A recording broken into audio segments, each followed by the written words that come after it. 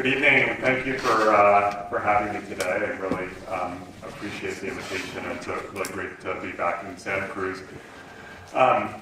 People sometimes say when they see me in different parts of the state, are you running for office statewide? The answer is no, absolutely not. I love representing San Francisco and San Mateo County, but I think it's incredibly important when you're at a state level making policy for the state to be present and to talk to people in different parts of the state and to try to understand what's going on around the state.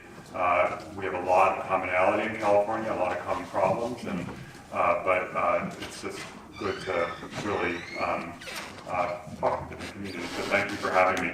I also just want to say thank you for sending two fantastic representatives to the legislature in Bill Monning and Mark Stone. I work with both of them a lot.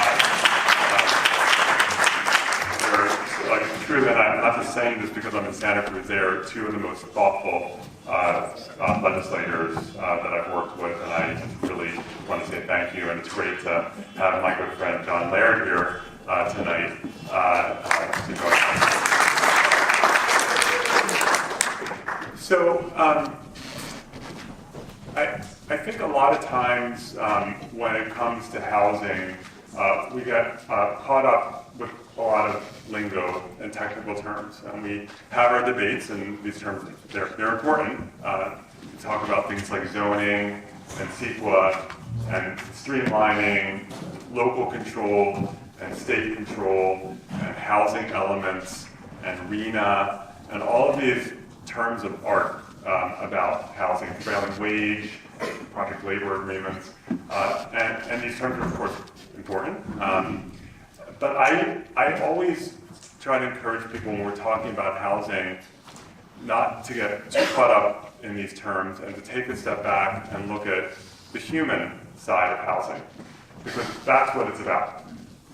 It's about the real live human beings living in Santa Cruz or Los Angeles or San Francisco or Eureka or wherever else who are struggling with housing.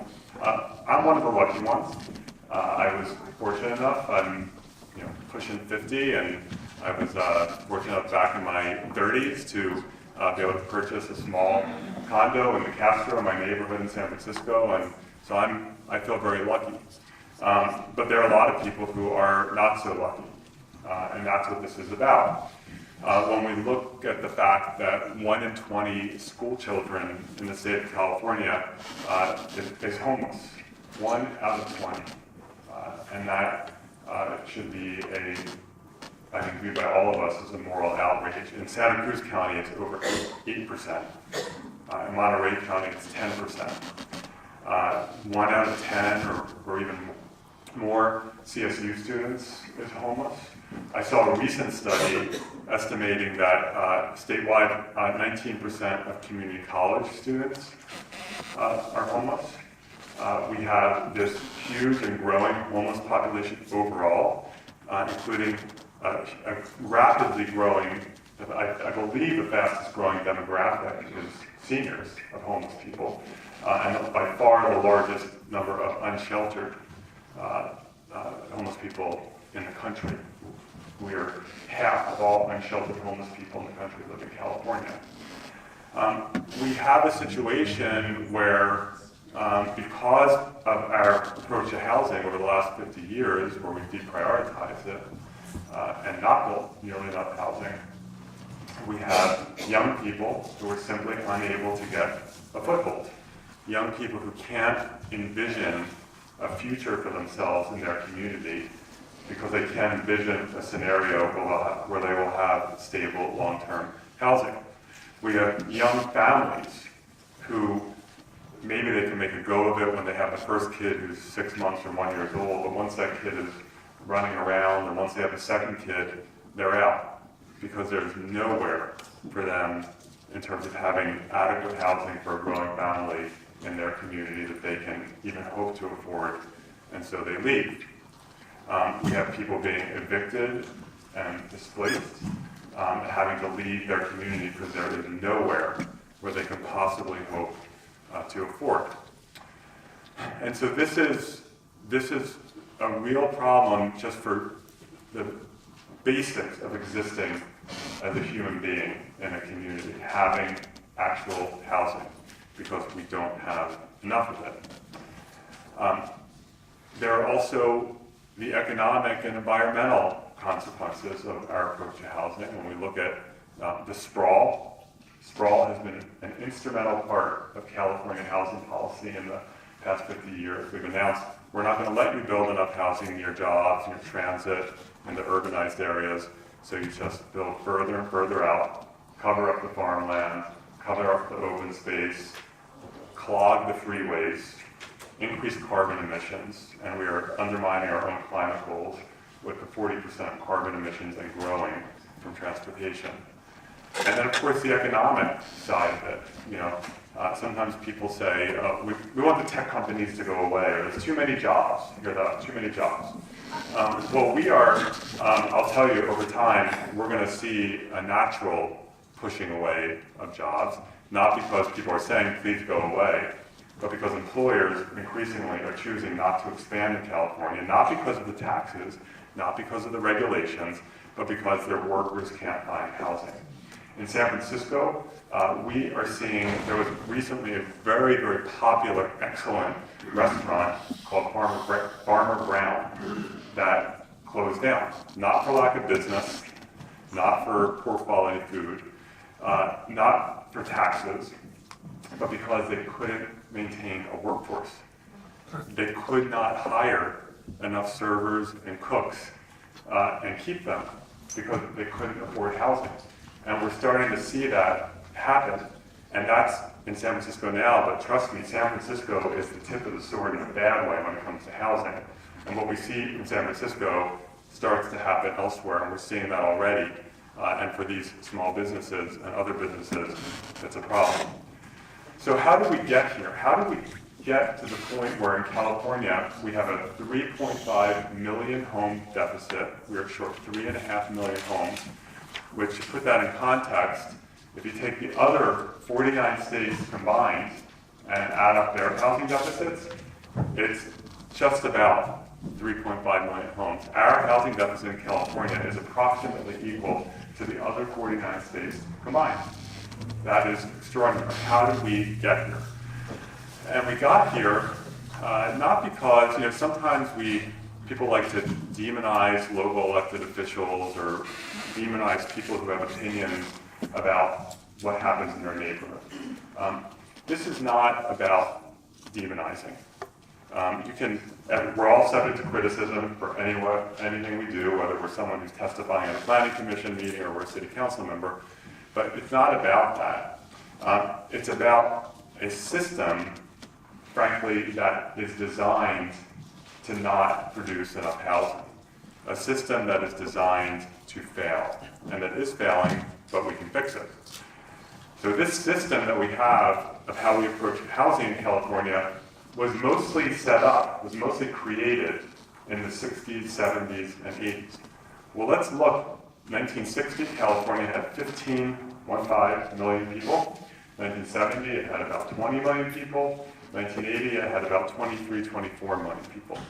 And that's when we created the modern California approach to housing. We have, of course, 40 million now. We're heading towards 50. And so that system that we set up for a dramatically smaller state is as follows. Even though cities have always had control over zoning in California, until the 1960s, zoning was very permissive in most places. There was not, for the most part, restrictive zoning that said you can only build one kind of housing, single-family home. That's the only thing you're allowed to build. And you see in a lot of parts of the state, in LA and San Francisco, all over the state, it built in the first half of the 20th century until the 60s or 70s, all sorts of types of housing, single-family homes, apartment buildings, 3-unit buildings, 7, 20-unit buildings, all over. And then, starting in the 1960s, and into the 70s and the 80s, cities across California downzoned and said, we're not going to let you build apartments anymore. We're going to ban all forms of housing except for single-family homes or maybe 2-unit buildings. To the point where in San Francisco, Little San Francisco, the major job center, 70% of the land in San Francisco is zoned either single family or 2-unit. It's illegal to even build a 3-unit building in 70% of San Francisco. The same is true in Los Angeles, and the same is true in many parts of the state. In fact, 80% of the residentially zoned land in California is zoned single family, or maybe some of it 2-unit. So that didn't just happen. It didn't happen for the most part 100 years ago. That wasn't like ingrained into the DNA of California from 1850. That was instituted in the 60s, 70s, and 80s. It happened mostly in San Francisco in the 70s, early 80s. In LA, it happened, I believe, in 1985. I don't know when it happened in Santa Cruz. I'm sure someone can figure that out. But it happened when we had a lot fewer people. We also, in the early 70s, passed a law called CEQA that Ronald Reagan signed. CEQA is an incredibly important law. Some people want to get rid of CEQA and blame CEQA for everything. I'm not one of those people. I think CEQA serves incredibly important purposes.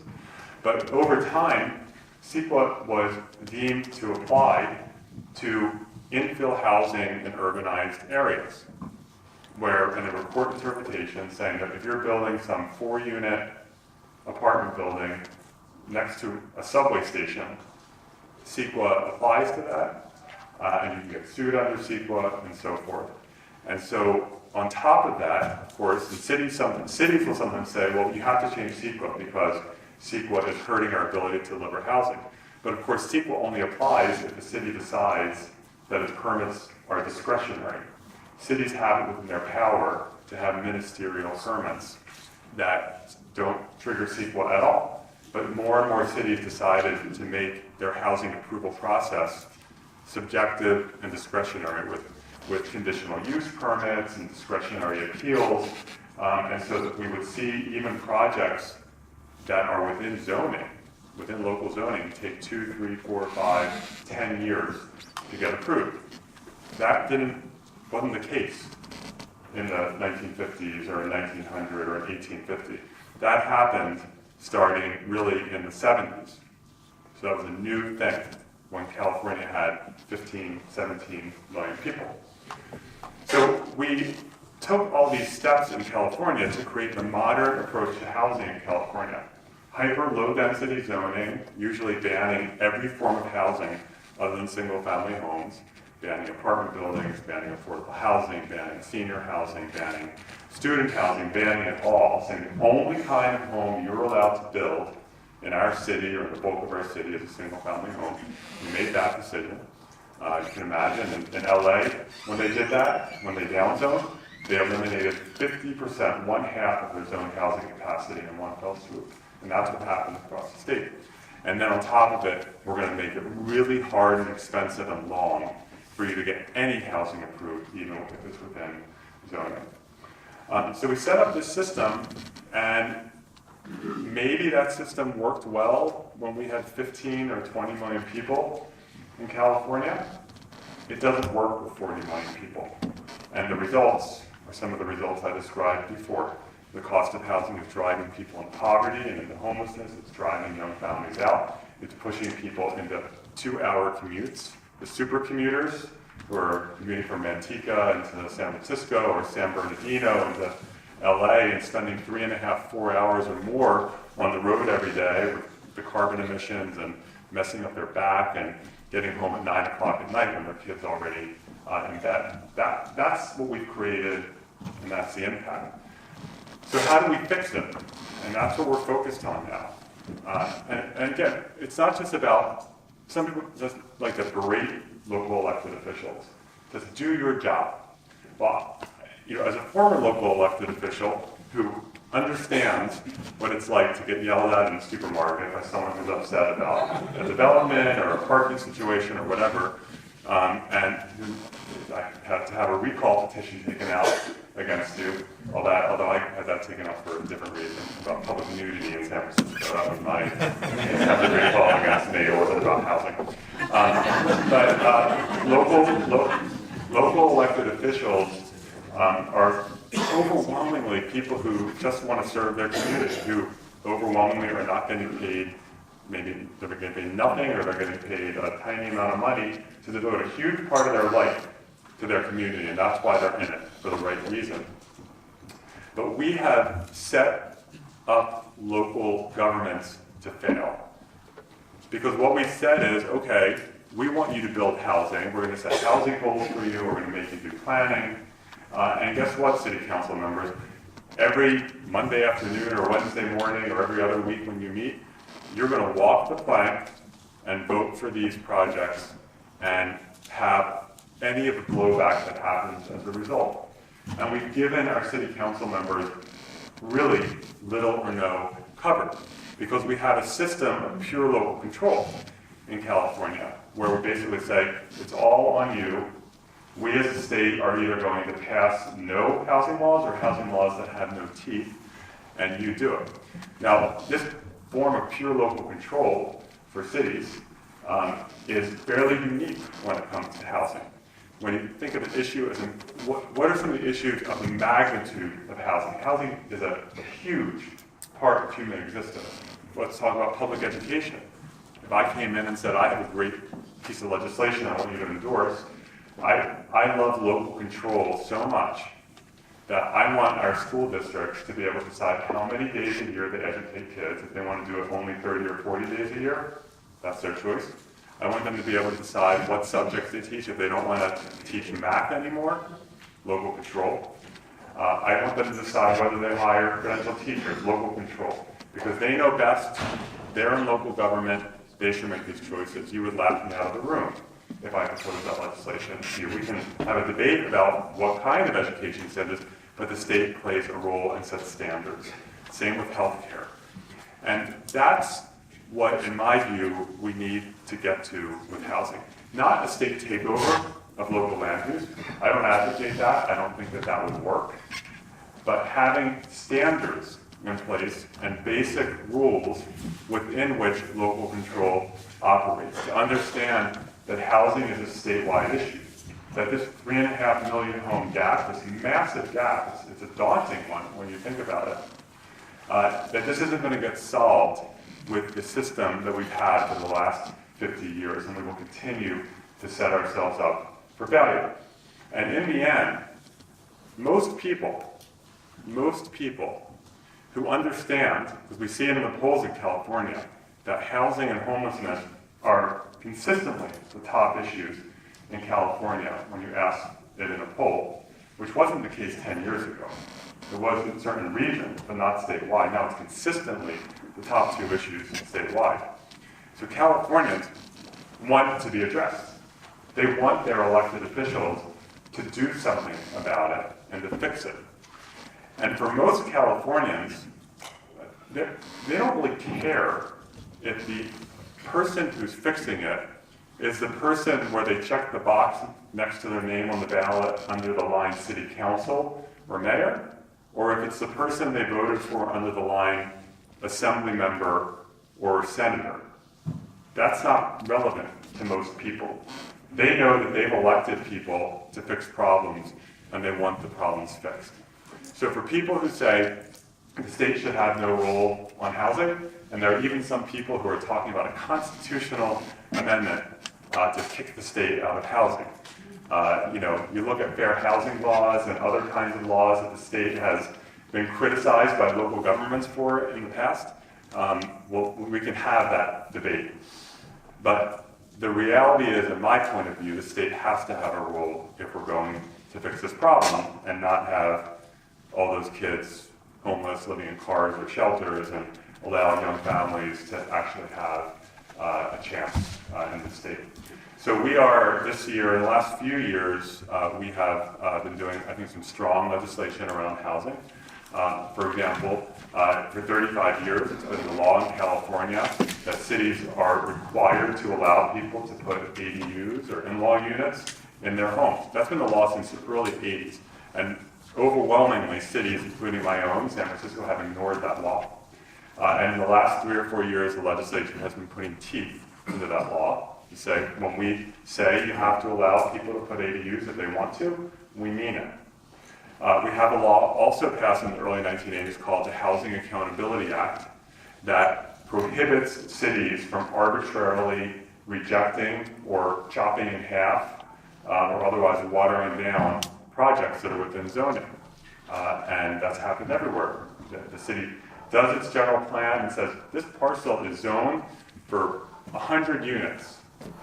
And then when the project comes up, we say, well, we know we said that in our zoning and our general plan, that we said it was 100 units. We're going to let you have 27 units.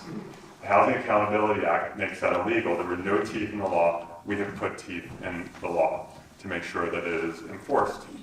The state density bonus, which says to developers, if you do a certain level of affordability, you can have more density and even more height than local zoning allows. That law was passed, I think it was in the 80s, if I'm not mistaken, and in recent years it's been strengthened because most cities were ignoring it and refusing to implement it. It's now being implemented, and it's generating a lot of housing and a lot of affordable housing in particular. The state is finally getting back into the business of funding affordable housing for lower income residents. For a long time, the federal government was withdrawing, and California was withdrawing, including killing off redevelopment, which was abused in some instances, but was also in many places creating a lot of affordable housing.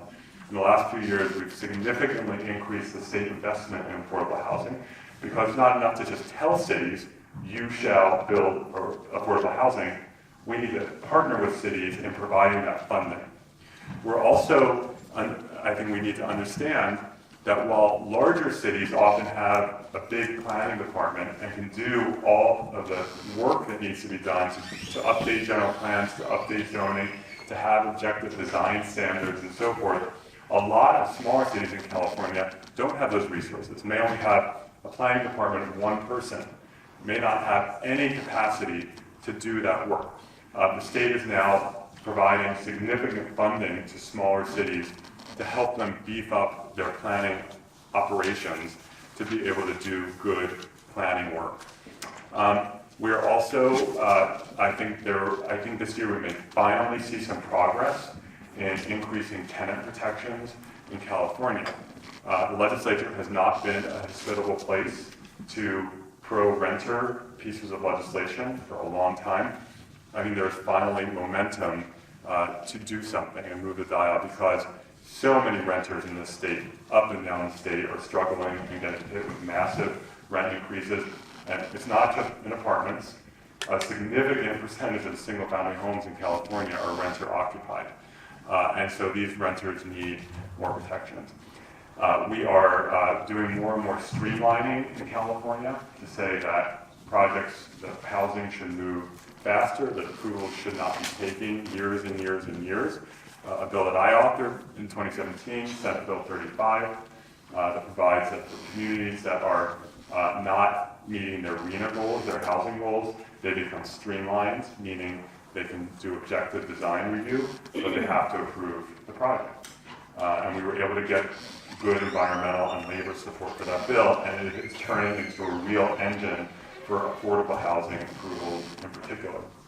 And then, yes, we are looking at zoning reform, and that is Senate Bill 50, which I don't want to say I'm authoring, we're authoring. We have 16 co-authors of the bill. My name is first, but there are 15 other members from every region of the state, from north to south, from coastal inland. We have both Democrats and Republicans, senators and assembly members, a broad cross-section of the legislature ranging from some of the most lefty Democrats to some of the most conservative Republicans, because housing is not a partisan issue. And I've learned that firsthand, that there are Democrats and Republicans on both sides of this issue. This is an issue that affects red districts and blue districts and purple districts equally, and we all have to work together.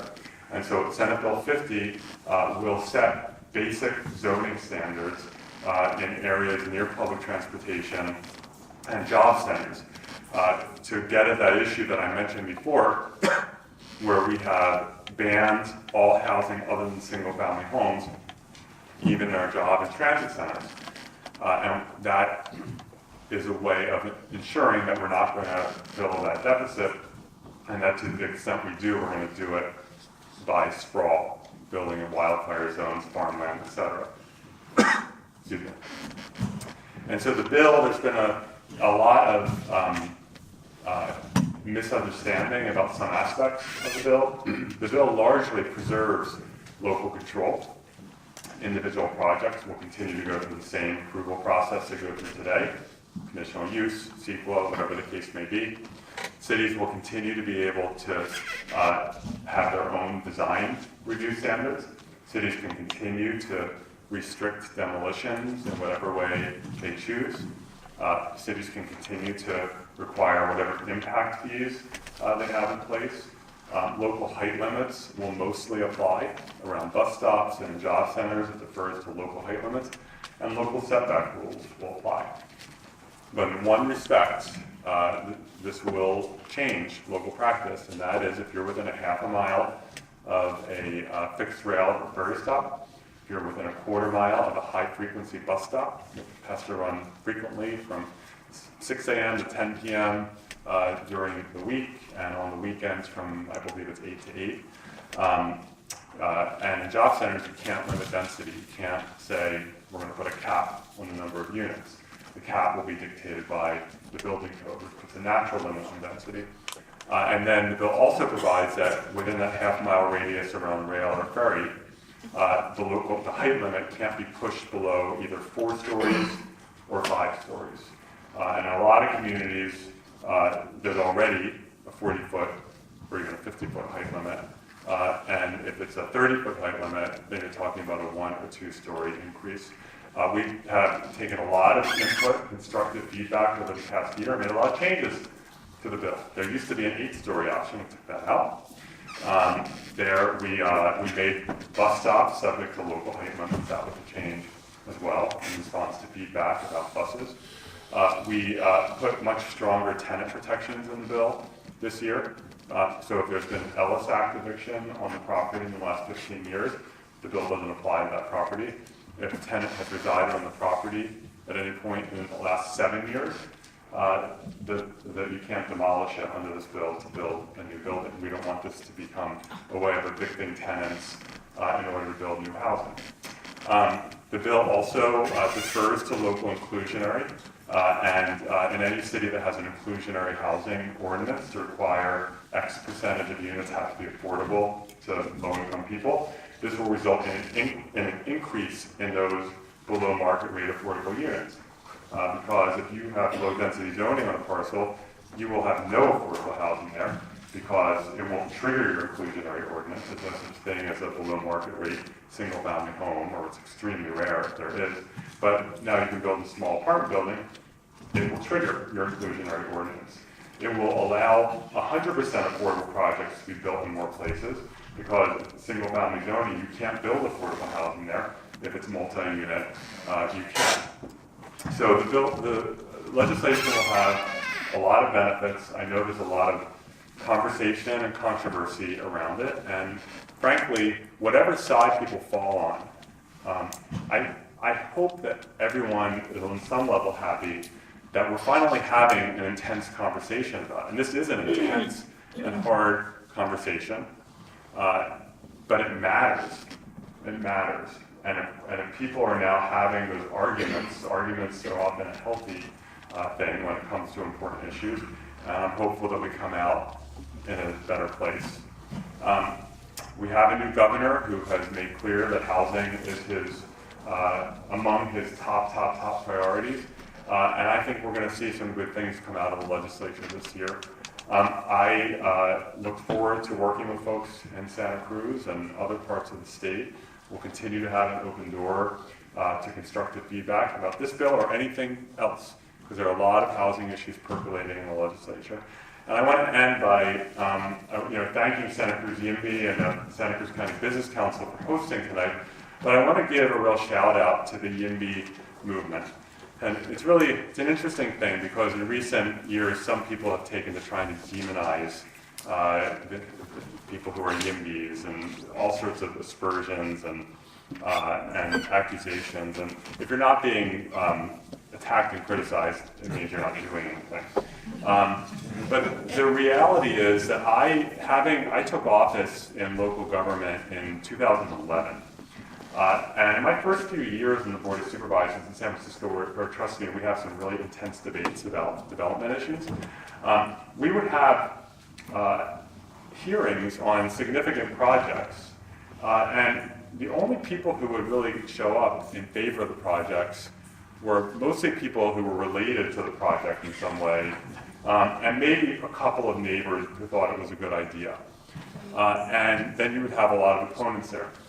When the YIMBY movement started, and it did start in San Francisco, but it quickly spread all over the state, all of a sudden we started having people showing up at hearings, not only young people, but mostly young people.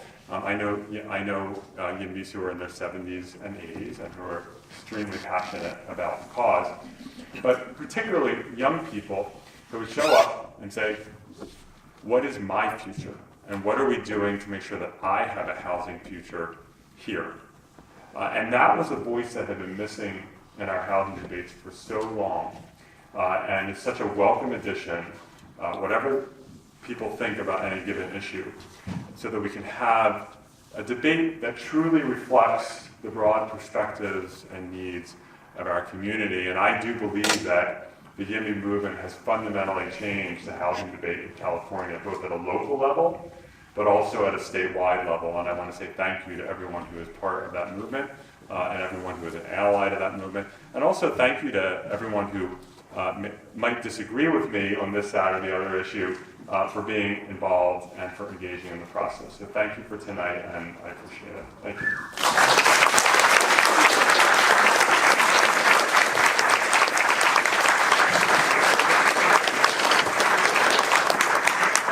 Thank you again, Senator, for coming out tonight.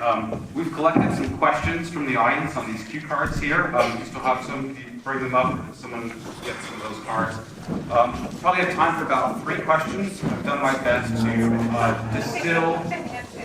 distill the kind of the general themes of a lot of similar questions to hopefully get at some of the major concerns that people have. So, first one. And I'm happy to do a few more of those for you. I want to pick your time, but I'm not interrupting you. Okay, great. So the first question, I believe, is in relation to SB50. And it wants to talk about how the legislation specifically addresses affordable housing, not just market rate. So how does SB50 address affordable housing? Sure. So SB50 addresses both what we call market rate housing and affordable housing, which affordable housing means a lot of different things to many people, but when I say affordable housing, I'm referring to income restricted below market rate housing. So housing has a subsidy in it, so it's going to be affordable to people within a certain income spectrum, usually lower income or very low income or extremely low income, so that they are paying no more than 30% of their income for that housing. Market rate housing, which is sometimes dismissed as quote unquote luxury housing because it's expensive. Of course, homes that are 100 years old are also obscenely expensive right now. So while there is such a thing as luxury housing, I can show you some examples in San Francisco of the hyper fancy buildings with attendants out front and all personalized everything. Most of the new housing that's going up is not luxury housing, it's just new housing, and it's really expensive, just like the old housing is, because we don't have enough of it. And in my view, when you talk about the subsidized below market rate housing and whatever we want to call it, market rate, privately produced, those regular, not income restricted housing, they're both critically important. For our low-income residents, even though the market used to produce housing that was affordable for low-income people, it's not right now, and I don't see that happening in the near future. Hopefully one day we'll get back to that. But we have to have a lot of subsidized affordable housing for our low-income residents because the market is not producing that housing. For our middle class, we are never, I would say never, we can have a total shift in our society and have socialized housing for everyone, and there are people advocating for that, and that'll be a continuing discussion. But in the foreseeable future, we're not going to subsidize our way out of our middle-class housing problem. It's too big. The resources are not there. And what would end up happening is we would have resources diverted from low income to subsidize the middle class. For our middle class, we're going to solve that problem by having a dramatic increase in the supply of housing. So we have to have both.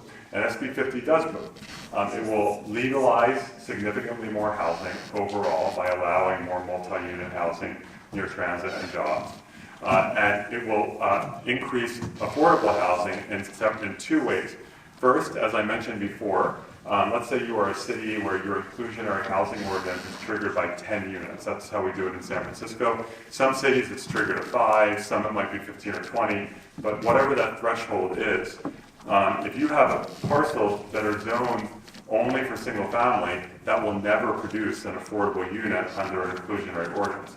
If you are zoned now that you can build 5 or 10 or 15, 20 units on that parcel, it will trigger your inclusionary ordinance. So you will see more affordable units under existing inclusionary ordinances.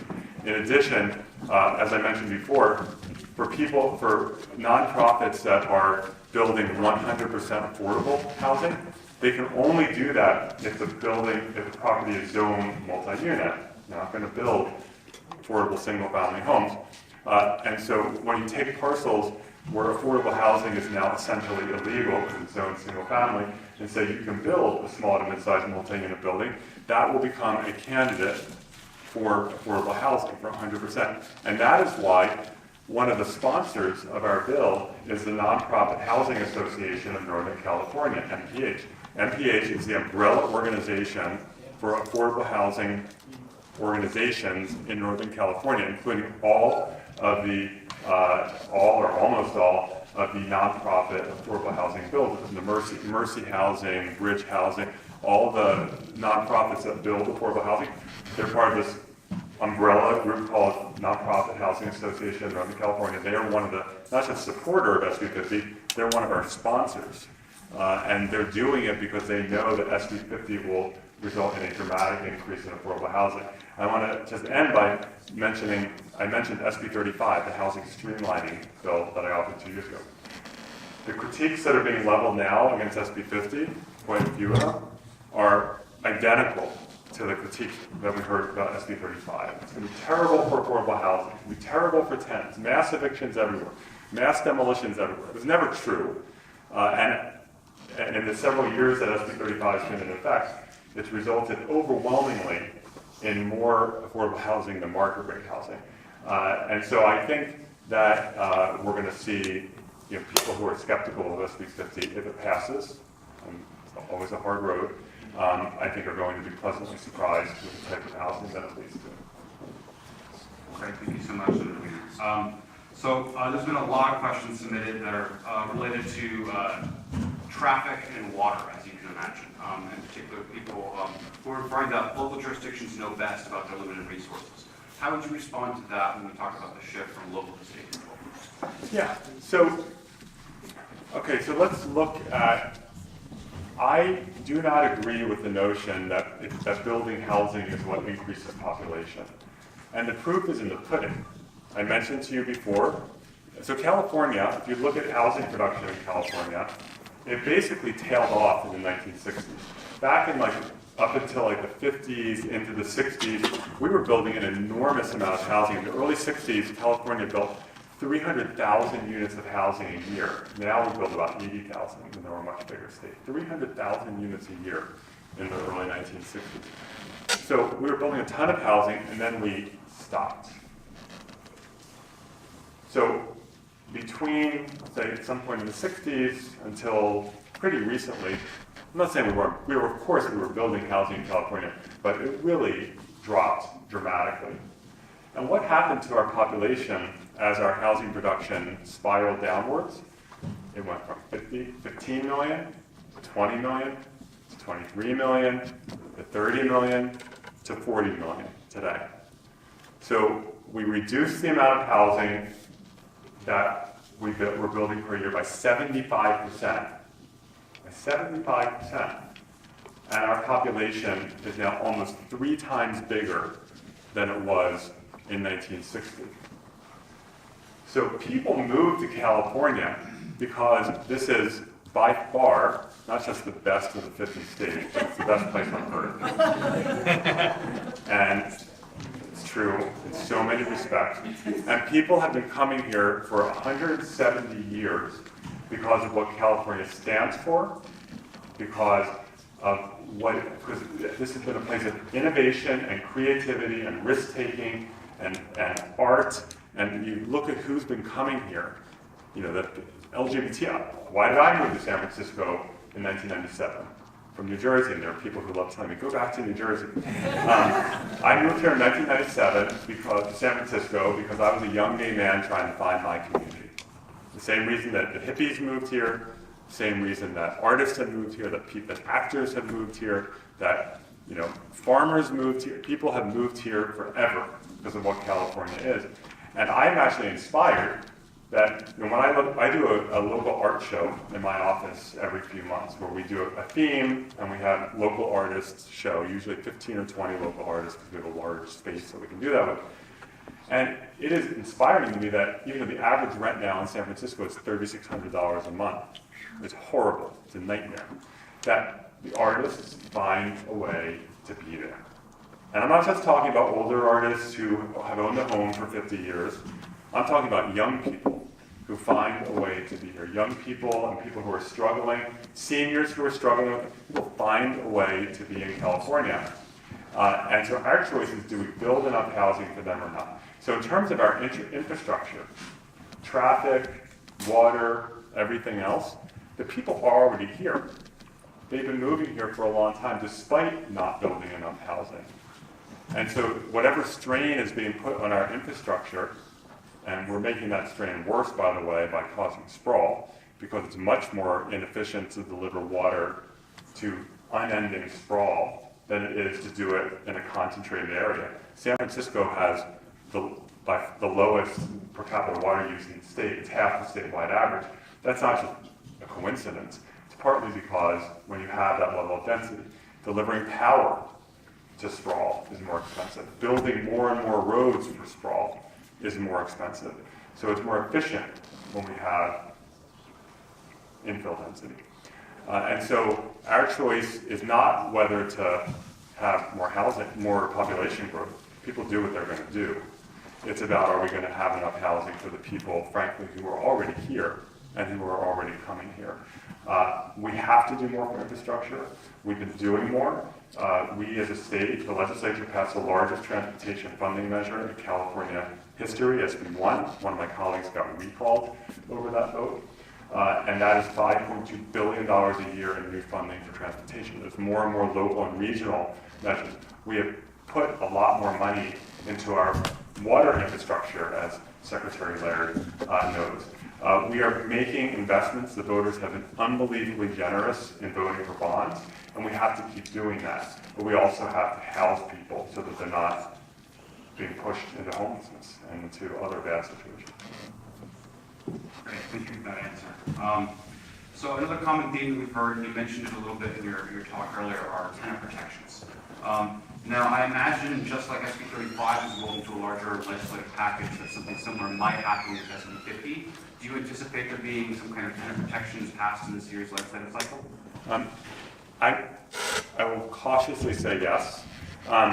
SB50 is not in a vacuum. We need a full, well-rounded package. The zoning reform is part of that. There will be some sort of streamlining, and there are several streamlining bills that members are authoring. And by the way, SB50 is my only housing bill this year.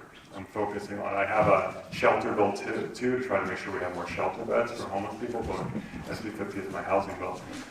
We have multiple ADU bills this year. We have various affordable housing funding bills, and we do have an aggressive package of tenant protections. We have a proposal by Richard Bloom out of Santa Monica to reform Costa-Hawkins, not to repeal it. The voters rejected repeal by rejecting Prop 10, but to reform it so we don't have the arbitrary 1995 cutoff for rent control in California. Assemblyman David Chu is authoring a bill to put a rent gouging cap. We see people who are getting 20, 30, 40, 50, 100% rent increases in one fell swoop. This would cap that. We have several bills to create statewide just cause for eviction. We have a bill by Senator Holly Mitchell from LA that I'm co-authoring to ban discrimination against Section 8 voucher holders, which a number of cities already do, but we want to make sure that people on Section 8 are able to actually find housing. We have a bill by Buffy Wicks out of the East Bay that will create a statewide rental registry so we can actually know what our rental situation is in California. And then Senator Nancy Skinner from the East Bay has a bill to help people stay in their apartments, particularly by increasing access to legal counsel. So that's a lay of the land of what's out there. I'm under no illusion that it's all going to pass in its pristine form.